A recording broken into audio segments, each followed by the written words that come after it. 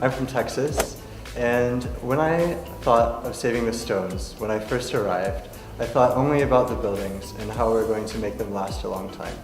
And after 3 months, I can say that saving the stones means saving the culture and the heritage that is behind the stones. Stones have a story too, it's not just the building. The best experience for me in this program is being able to be engaged with the local people of Acre and learning about the people behind all the buildings. So going to meet the people at the Al Jazar Mosque and seeing how living in World Heritage site affects everyday life and what it means to be a part of the community when you're under the World Heritage list. My expectations were probably, I was just thinking that it was strictly working in the conservation and working in the techniques, but it was the education behind that made it that much better. Being able to learn about the process behind it. So working with Israel Antiquities Authority and the national parks and being able to put in practice the things that I learned. I really enjoyed these 3 months of this project. It's giving me the only opportunity I could have to do practical conservation and to learn more about it. I've met all the great professors and I really like to thank you for this opportunity. My favorite thing that I did during this program was actually not with the stones, but dealing with mosaics and being in the desert and being with the real archaeology people and the conservators that offer to us their point of view. And saving the stone was definitely helped me figure out what I want to do in my career, and for sure will help me to find a job after this project.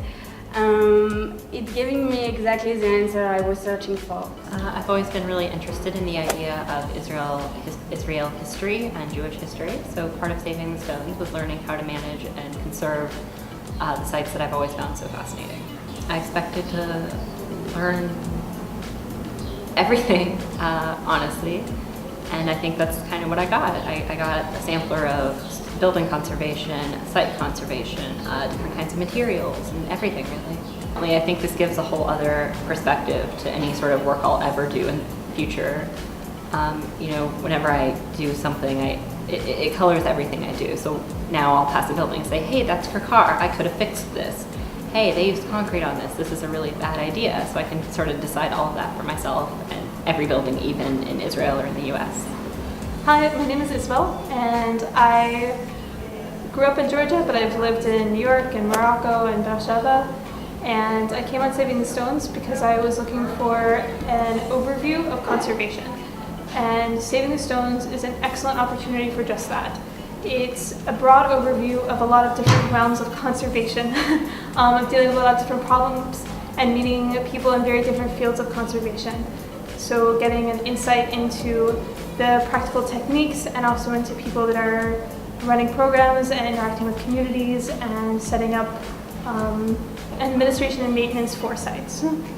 This program has been really interesting for getting practical hands-on training and getting an insight into different realms. So what I really liked is that since I'm new to conservation and I'm looking for a direction to continue my studies and a direction to pursue further, so getting this really large overview and has changed my perspective, and it's changed the directions that I personally want to go in. And so being able to see all of that in one context and in one program has been an incredible experience. It's been beautiful to live in a living city and to see the problems of conservation in a different setting, to see how locals who don't have an interest in this but are sort of forced into this and are responsible for maintaining a history and a heritage.